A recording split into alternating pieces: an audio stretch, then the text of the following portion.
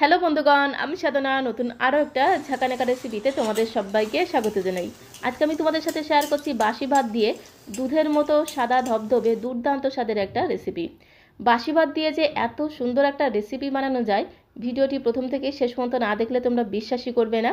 রাতের বেঁচে যাওয়া ভাত ফেলে না দিয়ে যদি রেখে দিয়ে পরের দিন সকালে ব্রেকফাস্ট কিংবা সন্ধ্যাবেলা জলখাবারে এই পদ্ধতিতে বানিয়ে নেওয়া যায়, তাহলে এর স্বাদ মুখে লেগে থাকবে। খেতে এতটাই টেস্টি হয়, একবার বানিয়ে খেলে বারবার শুধু বাসি ভাত দিয়ে এইভাবে বানিয়ে খেতে ইচ্ছে করবে। এর সাথে কোনো রকম তরকারি না হলেও চলবে, বা যে কোনো তরকারি টমেটো চাটনি দিয়ে খেতে জাস্ট অপূর্ব টেস্টি লাগে। তো রেসিপিটি প্রথম থেকে শেষ পর্যন্ত দেখার জন্য তোমাদের কাছে অনুরোধ রইল। তো চলো দেখে নেওয়া যাক আজকের রেসিপি। তো বন্ধুগণ, রেসিপিটি বানানোর জন্য এখানে আমি নিয়েছি 1 বাটি বাসি ভাত। তবে এই রেসিপিটা বানাতে তোমরা ফ্রেশ ভাতও নিতে পারো, তবে যদি বাসি ভাত বেশি থাকে, মানে আগের দিনের রাতে ভাত যদি বেশি থাকে, তাহলে পরের দিন সকালে বাসি ভাত দিয়ে তোমরা এই রেসিপিটা কিন্তু এইভাবেও বানিয়ে নিতে পারো।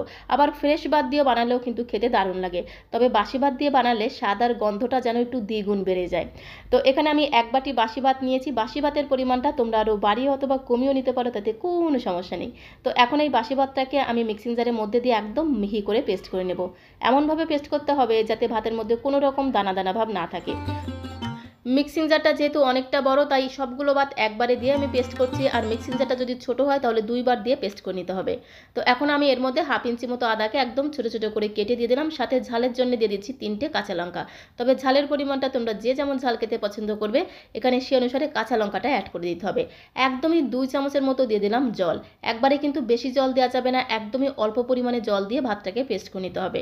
ভাতটাকে পেস্ট করতে করতে যদি মনে হয় যে একটু জল লাগবে, তাহলে অল্প অল্প করে জল দিয়ে যতটা সম্ভব এরকম করে একটু শুকনো শুকনো করে মিহি করে পেস্ট করে নিতে হবে, যাতে ভাতের মধ্যে কোনো রকম দানা দানা ভাব না থাকে। তো দেখো, ভাতগুলোকে একদম মিহি করে পেস্ট করে নিয়েছি। এখন একটা বোলের মধ্যে আমি ঢেলে নেব।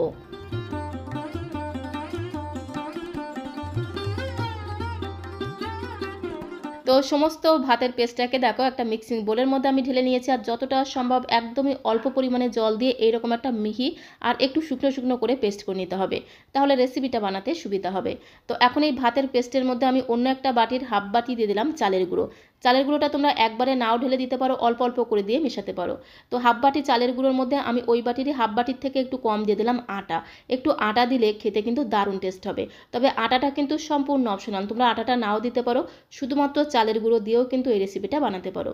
তো এখন আমি এর মধ্যে দিয়ে দিলাম স্বাদ মতো লবণ, আর স্বাদের ব্যালেন্সের জন্য দিয়ে দিলাম 1/2 চামচ চিনি। এবারে সমস্ত উপকরণ একসাথে খুব ভালো করে হাতের সাহায্যে চেপে চেপে ঠেসে ঠেসে মেখে একটা ডো আমাদের বানিয়ে নিতে হবে। রুটি পরোটা বানানোর সময় আমরা যেরকম করে ডোটাকে মাখি, ঠিক সেই রকম একটা ডো আমাদের বানাতে হবে। আর এই ডোটা মাখতে মাখতে যদি ডোটা বেশি নরম হয়ে যায়, সেক্ষেত্রে অল্প অল্প করে চালের গুঁড়ো দিয়ে তোমরা ডোটাকে মেখে টাইট করে নেবে। আর যদি বেশি নরম হয়ে যায়, তাহলে অল্প অল্প করে জল দিয়ে একটুখানি মেখে ডোটাকে একদম পারফেক্ট করে তৈরি করে নিতে হবে। খুব ভালো করে চেপে চেপে ঠেসে ঠেসে মেখে নিতে হবে, যেহেতু ভাতের ডোটা কিন্তু একদমই স্মুথ আর ভীষণ সফট তৈরি হয়।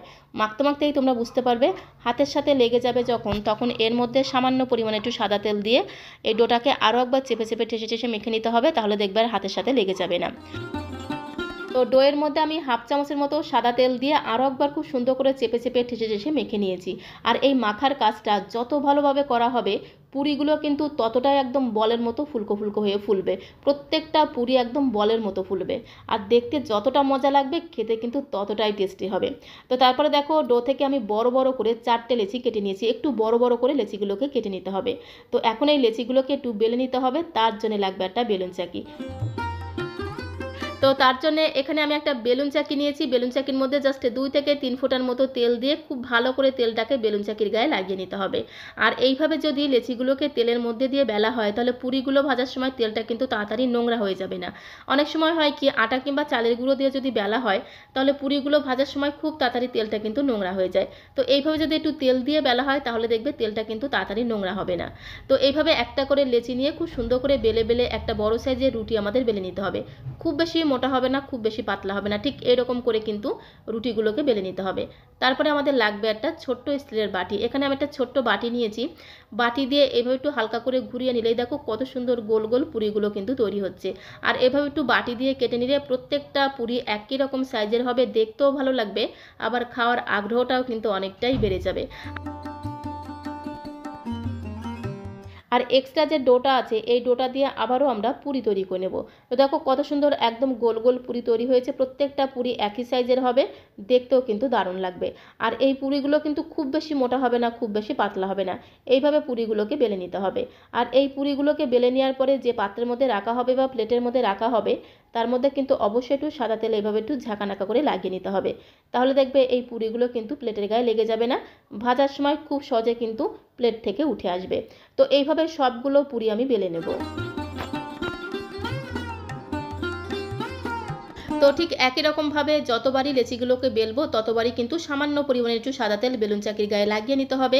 তারপরে একটা করে লেচি নিয়ে এইভাবে খুব সুন্দর করে বেলে বেলে একটা বড় সাইজের রুটি আমাদের তৈরি করতে হবে। রুটিটা খুব বেশি মোটা হবে না, আবার খুব বেশি পাতলা হবে না। আমরা লুচি বানানোর সময় যেরকম করে বেলি সেরকম করে একটু পাতলা করে বেলে নিতে হবে।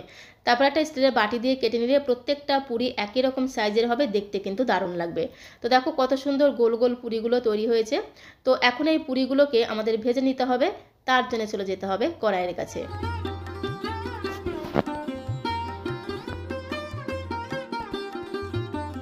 গ্যাসের ফ্লেমটা অন করে দিয়ে একটা লোহার কড়াইতে বেশ কিছুটা সাদা তেল আমি গরম হতে বসিয়ে দিলাম। তেলটা যখন খুব ভালো মতো গরম হয়ে যাবে গ্যাসের ফ্লেমটা মিডিয়াম করে দিতে হবে। গ্যাসের ফ্লেমটা মিডিয়ামে রেখে একটা করে পুরি গরম তেলের মধ্যে ছেড়ে দিতে হবে। আর সঙ্গে সঙ্গে এইভাবে একটু খুন্তি দিয়ে পুরির গায়ে তেল ছিটিয়ে দিতে হবে। তাহলে দেখবে এই পুরিগুলো একদম বলের মতো সাদা ধবধবে ফুলকো ফুলকো তৈরি হবে। তো দেখো কত সুন্দর একদম বলের মতো ফুলকো ফুলকো হয়ে ফুলে গেছে, আর একদমই কিন্তু দুধের মতো সাদা ধবধবে তৈরি হয়। দেখতে যতটা সুন্দর, খেতে কিন্তু তার থেকে অনেক অনেক গুণ বেশি টেস্টি হয়। তো বন্ধুগণ, পুরি বা লুচি সাধারণত আমরা আটা বা ময়দা দিয়ে বানিয়ে খাই, বাট এই পদ্ধতিতে একবার বাসি ভাত দিয়ে তার মধ্যে সামান্য পরিমাণে একটু চালের গুঁড়ো দিয়ে এইভাবে একবার পুরি বানিয়ে খেয়ে দেখতে পারো।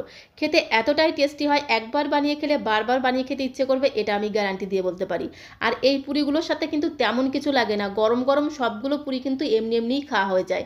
তো দেখো ঠিক একই রকমভাবে সবগুলো পুরি আমি ভেজে নেব। গ্যাসের ফ্লেমটা মিডিয়ামে রেখে একটা করে পুরি এইভাবে গরম তেলের মধ্যে ছেড়ে দিয়ে কন্টিনিউ একটু তেল ছিটিয়ে দিলেই দেখো কত সুন্দর একদম সাদা ধবধবে গোল গোল বলের মতো পুরিগুলো কিন্তু তৈরি হয়ে যাচ্ছে।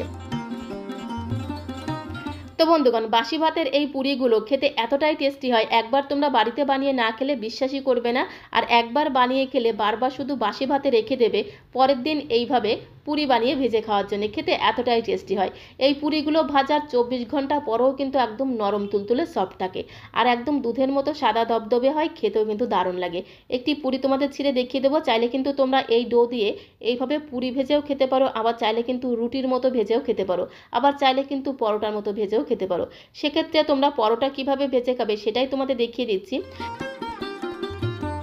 তো বেলুন চাকিতে দেখো আমি সামান্য পরিমাণে সাদা তেল নিলাম, তোমরা চাইলে কিন্তু আটা অথবা চালের গুঁড়ো দিয়েও কিন্তু বেলে নিতে পারো। তো একদমই সামান্য পরিমাণে একটু সাদা তেল নিয়ে একটা করে লেচি নিয়ে একটু মোটা করে বেলে নেব। পরোটা যেরকম করে একটু মোটা করে বেলি সেরকম করে একটু মোটা করে বেলে নেব। তোমরা যদি রুটি বানিয়ে খাও সেক্ষেত্রে আটা অথবা চালের গুঁড়ো দিয়ে একদম পাতলা করে রুটির মতো বেলে নিতে পারো। তো এরকম করে একটা বড় সাইজের বাটি দিয়ে হালকা করে প্রেস করলে কেটে নিলেই দেখো একদম গোল আর মোটা একটা পরোটা কিন্তু তৈরি হয়েছে। তো এখন এই পরোটাটাকে ভেজে নেব, তার জন্য চলে আসলাম ওভেনের কাছে। গ্যাসের ফ্লেমটা অন করে দিয়ে একটা ননস্টিকের প্যান বসিয়ে দিয়েছি। প্যানটা একটু গরম হয়ে গেলে পরোটাটাকে এপিট ওপিট উল্টে পাল্টে প্রথমে একটু হালকা করে সেঁকে নিতে হবে। 2 পিঠ এইরকম করে একটু হালকা করে সেঁকে নেওয়ার পরে 1 থেকে 1.5 চামচের মতো সাদা তেল দিয়ে এপিট ওপিট উল্টে পাল্টে একটু লালচে করে ভেজে নিলেই কিন্তু দারুণ টেস্টি পরোটাও তৈরি হয়ে যাবে। আর এই পরোটাগুলো খেতেও কিন্তু দারুণ লাগে। তো দেখো এপিট ওপিট উল্টে পাল্টে একটা পরোটা আমি ভেজে নিলাম। তোমরা চাইলে কিন্তু একদম পাতলা পাতলা করে বেলে রুটির মতো কিন্তু সেঁকে খেতে পারো। তো এই পরোটাগুলো এইভাবে খেতেও কিন্তু দারুণ লাগে, এর সাথে যে কোনো তরকারি অথবা টমেটো চাটনি দিয়ে খেতেও কিন্তু দারুণ লাগে। তো দেখো একে একে বেশ অনেকগুলো পুরি আর পরোটা আমি ভেজে নিয়েছি। এই পুরিগুলো কিন্তু একদমই সাদা ধবধবে তৈরি হয়, লাইটের কারণে এখানে পুরিগুলো একটু হলুদ দেখতে লাগছে। এই পুরির সাথে আমি ঘরে বানানো একদম ঝাল ঝাল টমেটো চাটনির সাথে সার্ভ করছি, শুধু শুধু খেতেও কিন্তু দুর্দান্ত লাগে। তো আজকের এই বাসি ভাত দিয়ে রেসিপিটা তোমাদের কাছে কেমন লাগলো অবশ্যই কমেন্ট বক্সে লিখে জানিও। ভালো লাগলে একটা লাইক আর শেয়ার করে দেওয়ার অনুরোধ রইল। নতুন বন্ধু হয়ে থাকলে চ্যানেলটিকে সাবস্ক্রাইব করে দিয়ে পাশে থাকার অনুরোধ রইল। তাহলে যখন এরকম সুন্দর সুন্দর নতুন নতুন রেসিপি আপলোড করব সঙ্গে সঙ্গে নোটিফিকেশন আগে তোমার কাছে পৌঁছে যাবে। তো আজকের মতো এই পর্যন্ত, সবাইকে অসংখ্য অসংখ্য ধন্যবাদ।